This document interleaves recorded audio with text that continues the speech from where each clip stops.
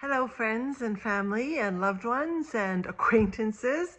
Merry Christmas to those who celebrate. Happy holidays and Happy New Year. Wow, 2025. I wanted to give a little update for those of you who are interested because many of you know I've had quite a year in 2024.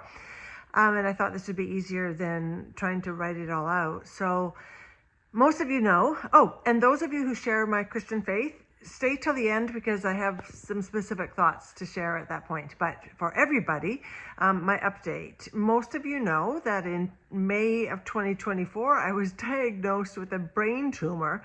And not any old brain tumor, but an 8-centimeter brain tumor, which I believe is about the equivalent of a billiard ball. That had been quietly growing in my head for years and years and years.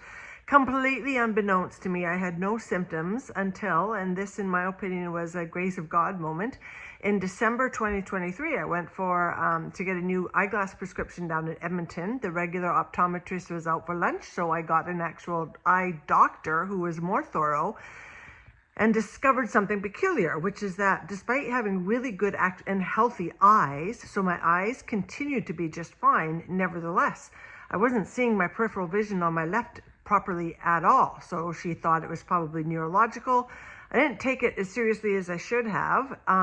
Meanwhile, I was in the process, bear with me here, this is quite a jump, but it all ties together. I was in the process of purchasing a condo in Nova Scotia with the intention of renting it out, which I did, and retiring to it somewhere down the road between 3 and 5 years or so. Anyway, so doctor discovers this, the eye doctor discovers, and it took me until May or April to get into a local doctor in Yellowknife, because I just didn't bother following up on it. I should have, obviously, who then gave me a CT scan, and oops, that's when they discovered an 8-centimeter mass, they call it, on my brain. So I was sent down to Edmonton the next week. Oh, and I have to tell you this cute story. They originally sent my CT scan results, and I was told I might have to fly down to Edmonton to be medevaced for immediate surgery. What? I started rewriting my will as I was sitting in the doctor's room in Yellowknife at the hospital. And then the radiologist, or it must have been the neurologist, came out of surgery down in Edmonton, looked at it, and he didn't put it quite this bluntly, but awfully close. He said, "This thing is so big."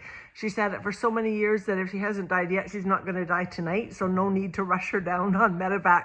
I did, however, go the next week, and they confirmed it's something called a meningioma. Those are not uncommon, and usually they are benign. So when I've heard it was probably benign, that was a massive relief. I asked if I could have the treatment done, i.e. the surgery, in Halifax because if I'd had it done at Edmonton, I don't know anybody in Edmonton, and it would have involved lots of back and forths, and you're not really supposed to fly around brain surgery. And where was I going to stay in Edmonton? I think my employer medical benefits probably would have put me up in a hotel, but why do all that when I have friends in Nova Scotia and a place in Nova Scotia that's driving distance, kind of 2.5 hours, to Halifax. So this neurosurgeon in Edmonton agreed, and off I went, intending to, and I rented out my house, including the place I had been living in. So I came here and had the surgery, and I got probably one of the finest, he's known to be one of the finest neurosurgeons in Canada. It was a 21-hour surgery. A lot could have gone wrong, and it didn't. I could have had a seizure during surgery. It could have triggered a seizure. It could have triggered a stroke. I could have gotten a hospital infection. Those were significant risks. None of them happened. Pulling out of a 21-hour surgery is something I don't ever want to do again, though. I was groggy and out of it, and I had to relearn how to walk. I had to relearn how to swallow. All that happened quite quickly. And after a week of being out of the surgery, I was allowed to return to my condo, which I had barely moved into. I had a bunch of boxes still. Anyway, so I'm not okay, though. I don't want it to seem like I'm okay. Typically, it takes a year at least to recover from brain surgery, and my symptoms are fairly typical. I'm able to walk, and as you can tell, I have lost none of my cognition. Hallelujah. I can do most life functions, but I fatigue very easily, and I get overwhelmed by stimulation very easily. So even something, most of you know I'm a churchgoer, even if I go to church and then if I go to the little coffee hour, even though there's only between 10 and 20 people, I am done. That will do me in for the day. So I have to come home and rest a lot. I'm learning a lot about invisible disability. A lot of people think I'm just fine because I talk, I'm not drooling, I'm not in a wheelchair. All of that is true, but it is also true that my ability to stay focused on any given task is significantly impaired. And most of all, my vision continues to be impaired. This is really important to understand. Eyes and mind, brain together are what form your vision. My eyes are just fine. I had that reconfirmed. My eyes are doing their job, but part of my brain is severely damaged by that meningioma, it's called, such that the nerve cells are dead. And so the part of my brain that interprets what my eyes are giving them isn't working. So it's functionally, I'm not going to say it's useless to have eyes. I'm sure it's not. Secondly, brain, unlike the rest of our bodies, does not regenerate. There's some very limited neurogenesis, it's called, but the odds are really high that I will not recover. My brain will not recover its ability to interpret the information my eyes are giving them. That has significant life impact, and it's probably also why I'm tired a lot, because I'm always having to remember to turn my head so that the main part of my eyes can see, since I can't capture anything in the periphery, in my left peripheral field of vision.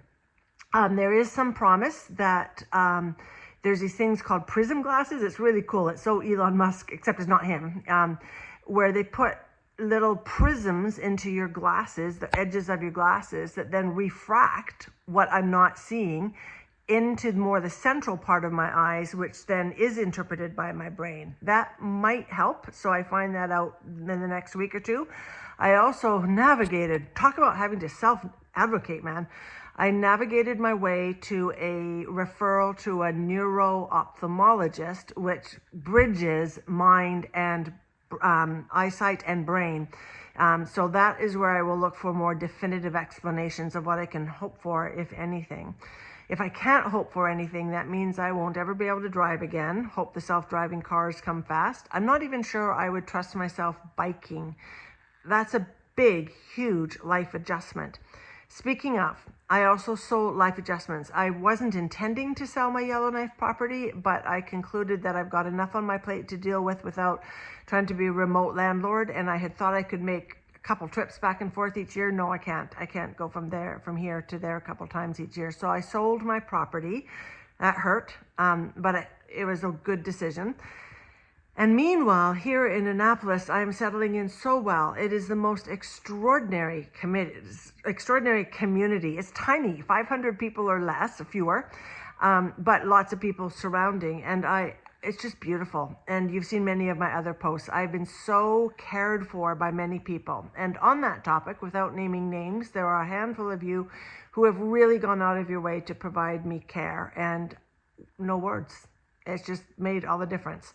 So, it is well with my soul. It is well with my body and my cognition. It is not well with the part of my brain that was already damaged, and the meningioma which got taken out of. What's the long-term prognosis? Don't know. Genuinely don't know what's going to happen. Thankfully, I had disability insurance, so I'm not facing the financial strain that I might be. And also, thankfully, I live in Canada where we have free healthcare. So as I've said a few times now, if any of you are unhappy about paying taxes, please hear clearly that that is what made this possible for me. There's no way I would have had the $350,000 to $500,000 available to do it. Well, I could have, but there goes my retirement. So, now, for those of you I'm well, I am well, but please, again, understand my eyes are fine. It's my brain that's injured.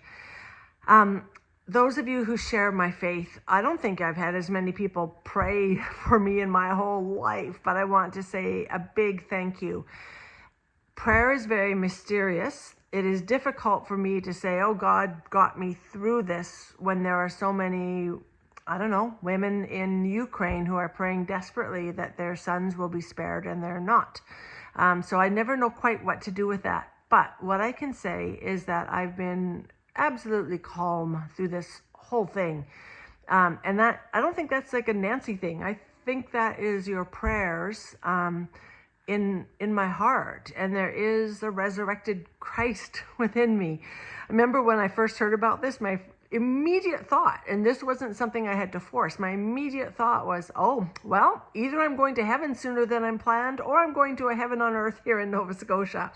And clearly it's the latter, and I'm glad of that. So I think your prayers are keeping me resilient and giving me the resourcefulness I need to continue this long journey. And it's going to be at least another year, maybe 2 years. And who knows, I may, like I said, never be able to have my left field of vision again, which has all kinds of implications. But I wanted to say just a massive thank you for your prayer support. That has meant the world and probably even has some eternity in it. Okay, there's your little update from me. Thank you. Do send me notes. I'm so grateful for all the many encouragements and the ways people have reached out in very practical ways and also emotional support ways. Thank you, and Happy New Year.